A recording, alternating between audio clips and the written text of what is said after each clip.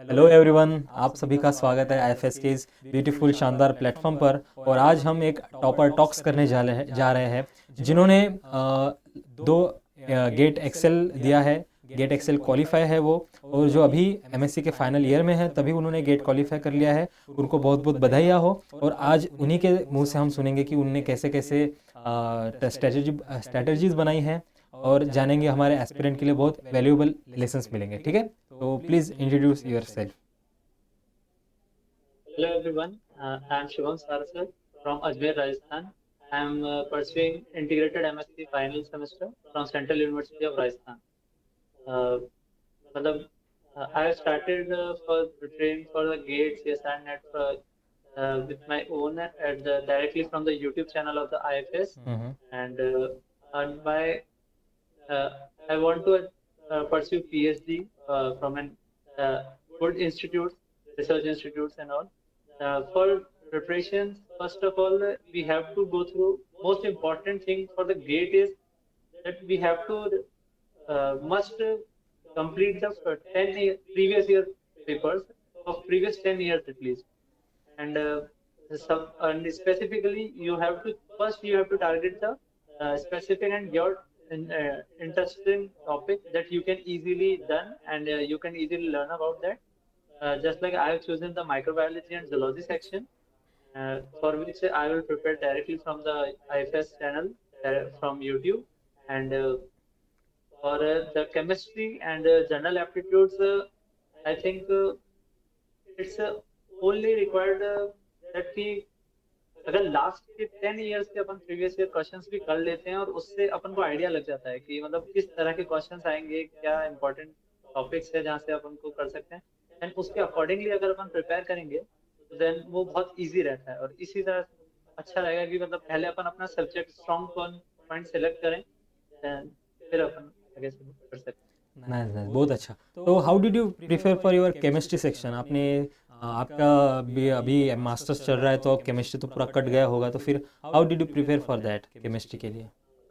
उसके लिए मतलब मैंने वही पहले प्रीवियस ईयर क्वेश्चंस करे थे कुछ, जब मैंने ट्वेल्थ क्लास स्टैंडर्ड्स में जो मैंने पढ़ाई करी थी उसके मेरे पास कुछ नोट्स थे, उनसे रिवीजन किया। और देन फिर वही प्रीवियस ईयर क्वेश्चन देख के आइडिया लगा था कि इम्पोर्टेंट टॉपिक कौन से हैं, जैसे हम्म जो सब मेनली तो सब फिजिकल केमिस्ट्री जो थी, वो हम्म जैसे इक्विलिब्रियम वाला टॉपिक हुआ, थर्मोडायनेमिक्स हुआ, ये सब इनके फॉर्मूला बेस्ड, ज्यादा कोई एकदम हायर लेवल क्वेश्चंस नहीं आते हैं, तो मतलब बेसिक आता है एटली अपन को। अगर फॉर्मूला भी अगर अपन को पता है तो अपन इजीली अगर एक दो बार अपन माइंड में रिकॉल हो जाता है तो सब कुछ इजी रहता है फिर करने में। तो ओके। यही है कि अगर अपन को प्रीवियस ईयर एक बार करते हैं तो हो जाता है।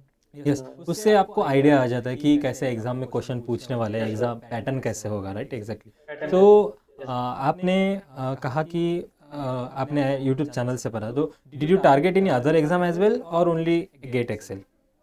Sir, the other exam I have also want targeting the CSI and NET and CBT JRF. So you are targeting or you are already qualified? No, sir, I'm You are targeting. preparing for This is it. You are preparing for yes, it, sir, right? yes, Okay, yes, okay. So how are you preparing for it? Only from YouTube or your yes, self? sir. Nice nice. Only for YouTube. अच्छा है। तो आपने अभी अपने आपका masters चालू है, आपने गेट क्वालिफाई कर लिया और आपका टारगेट है सीएसआईआर और डीबीटी। CBT अच्छी बात है। JRF. Yes, तो sir. इतने सारे इस प्रिपरेशन में अपने अपने मास्टर्स में कैसे स्केड्यूल किया खुद के दिन को कि मुझे मास्टर्स के लिए भी पढ़ना है, मुझे गेट के लिए भी पढ़ना है और बाकी कॉम्पिटिटिव एग्ज़ाम भी देनी है?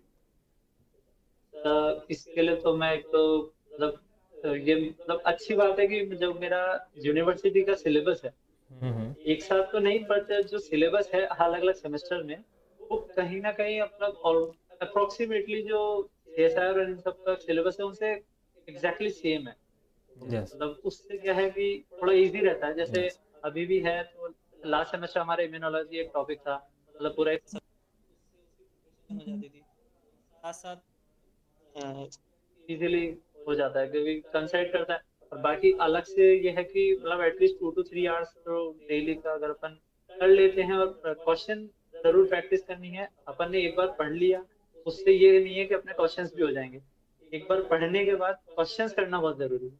तो इसलिए 2 to 3 आवर्स एटलीस्ट डेली अपने को देने पड़ते हैं, चाहे वो मतलब क्लासेस हो जाए उसके बाद नाइट में हो या सुबह अर्ली मॉर्निंग अपन करें। Yes yes. Being a microbiology student और बायोटेक्नोलॉजी स्टूडेंट, आपका जो लाइफ साइंस का सिलेबस है ना, ऑलमोस्ट 30 to 40% ऐसे ही कवर हो जाता है, क्योंकि I am also microbiology student, तो मुझे भी पता है वो बहुत सारी ऐसे टॉपिक है जो हमारे मास्टर्स में कवर हो जाते हैं, जो हम बिगर एग्जाम के लिए प्रिपेयर करते हैं, जैसे गेट हो गया, लाइफ साइंस के लिए CSR हो गया। तो यस, माइक्रोबायोलॉजी और फिर बायोटेक्नोलॉजी वाले स्टूडेंट को थोड़ा अपर एंड होता है, पर उनको यही प्रॉब्लम आ जाती है, एनिमल फिजियो में थोड़ा या फिर प्लांट फिजियो में थोड़ा प्रॉब्लम आ जाता है। Yes sir.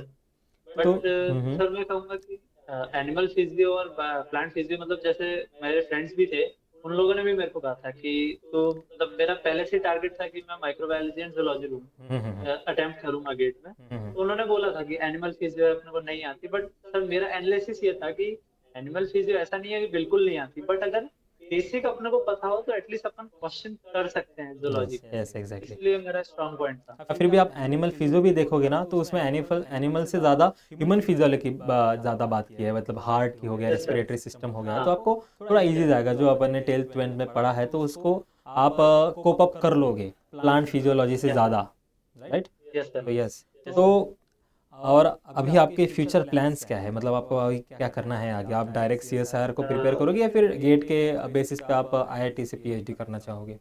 मतलब प्रिपेयर तो मैं CSIR के लिए करूंगा, क्योंकि अगर हो जाता है तो वो तो सबसे बेस्ट चीज है। Yes. उसके लिए अभी दो बड़ी एग्ज़ाम आ रही है, CSIR भी है और DBT भी है ना? Yes sir. तो उसके लिए आपकी प्रिपरेशन कैसी चल रही है? मतलब इतनी अच्छी तो नहीं है, बट हाँ ठीक है, मतलब ओके ओके है अभी। ओके। क्योंकि अभी क्या फाइनल डेजर्टेशन भी चल रहा है, तो इतना टाइम दे नहीं पा रहा हूँ। हाँ यस, आपका मास्टर्स भी चल रहा है, राइट, एग्जैक्टली। Yes sir. तो कैसा रहा रिएक्शन घर वालों का कि ये एग्ज़ाम निकल गए? आपका खुद का एक्सपीरियंस कैसा रहा? ये आपका फर्स्ट अटेम्प्ट था? का मतलब, हाँ यस सर, फर्स्ट अटेम्प्ट। तो एक बहुत बड़ा अचीवमेंट होता है कि फर्स्ट अटेम्प्ट में ही इतनी नेशनल लेवल की एग्ज़ाम क्वालिफाई करना। तो how are you feeling now, है ना? मतलब अच्छी फीलिंग नहीं है, क्योंकि एक मतलब एटलीस्ट है कि आगे के लिए कुछ अप्लीकेबल है, अपन एलिजिबिलिटी आ गई है, और फर्स्ट अटेम्प्ट था। घर पे भी सब खुश थे, तो सब यस। दीदी कैसा है, मम्मी अपने पापा। खुद को कॉन्फिडेंस आ जाता है कि yes I am yes sir. Capable of it, है ना, मैं कर सकता यस हूँ सर। ये ऐसे एग्ज़ाम देके। तो आपके इस सारे जर्नी में how, what is the role of previous year question in your preparation? Frankly speaking sir, previous year questions ही मेरे को लगता है कि सबसे ज्यादा सही रहते हैं, कि अपन जितना हो सके ट्राई करें, हर एक एक ऑप्शंस जो है उसमें उन सब के बारे में अपन डिटेल से एकदम एनालिसिस करके उनको करें। तो ऑलमोस्ट क्या है कि सिलेबस अपन सोचते हैं कि बहुत ज्यादा है, पर बहुत कुछ उसी से कवर हो जाता है जो इम्पोर्टेंट होता है। यस ये यस। बहुत सही रहता है कि अगर अपन करते हैं, तो जैसे अपने फ्रेंड के साथ ही उसका भी हुआ था क्वालिफाइड, अभी गेट उसका भी क्वालिफाइड हुआ, तो हम दोनों साथ में ही बैठ के फिर हम करते थे। तो नाइस। दोनों की प्रैक्टिस होती थी, टाइमर लगा के प्रीवियस ईयर क्वेश्चंस करना और फिर चेकिंग करना, और इससे इजी रहता है।